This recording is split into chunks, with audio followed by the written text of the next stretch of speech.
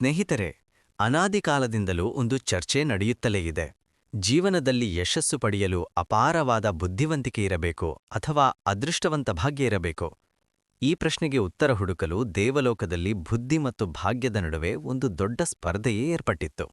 ಮೊದಲ ಪ್ರಯೋಗವಾಗಿ ಒಬ್ಬ ಸಾಮಾನ್ಯ ವ್ಯಕ್ತಿಗೆ ಅಪಾರವಾದ ಅದೃಷ್ಟವನ್ನು ನೀಡಲಾಯಿತು. ಆದರೆ ಅವನಿಂದ ಬುದ್ಧಿಯನ್ನು ಕಿತ್ತುಕೊಳ್ಳಲಾಗಿತ್ತು. ಅವನ ಅದೃಷ್ಟದ ಬಲದಿಂದ ದಾರಿಯಲ್ಲಿ ಬೆಲೆಬಾಳುವ ವಜ್ರದ ಹರಳುಗಳು ಅವನಿಗೆ ಸಿಕ್ಕವು. ಆದರೆ ಬುದ್ಧಿಯಿಲ್ಲದ ಆ ವ್ಯಕ್ತಿ ಅವುಗಳನ್ನು ಕೇವಲ ಕಲ್ಲುಗಳೆಂದು ಭಾವಿಸಿ ಮಣ್ಣಿನ ಕೆರೆಗೆ ಎಸೆದುಬಿಟ್ಟನು. ಅಂದರೆ ನಮ್ಮ ಹತ್ತಿರ ಅದೃಷ್ಟವಿದ್ದರೂ ಆ ಅವಕಾಶವನ್ನು ಗುರುತಿಸುವ ಬುದ್ಧಿಯಿಲ್ಲದಿದ್ದರೆ ಅದೆಲ್ಲವೂ ವ್ಯರ್ಥ. ಮತ್ತೊಂದು ಕಡೆ ಇನ್ನೊಬ್ಬ ವ್ಯಕ್ತಿಗೆ ಅತಿ ಹೆಚ್ಚಿನ ಬುದ್ಧಿವಂತಿಕೆಯನ್ನು ನೀಡಲಾಯಿತು. ಆದರೆ ಅವನ ಜೀವನದಲ್ಲಿ ಅದೃಷ್ಟವೇ ಇರಲಿಲ್ಲ. ಅವನು ಎಷ್ಟೇ ಅದ್ಭುತವಾದ ಯೋಜನೆಗಳನ್ನು ಹಾಕಿದರೂ, ಕಠಿಣ ಪರಿಶ್ರಮ ಪಟ್ಟರೂ, ಯಾವುದೋ ಅನಿರೀಕ್ಷಿತ ಅಪಘಾತದಿಂದ ಅಥವಾ ಅಸಹಕಾರದಿಂದ ಅವನ ಎಲ್ಲಾ ಪ್ರಯತ್ನಗಳು ಮಣ್ಣುಪಾಲಾಗುತ್ತಿದ್ದವು. ಕೇವಲ ಬುದ್ಧಿವಂತಿಕೆಯಿಂದ ಮಾತ್ರವೇ ಯಶಸ್ಸಿನ ಗುರಿ ಮುಟ್ಟುವುದು ಅಸಾಧ್ಯವಾಗಿತ್ತು.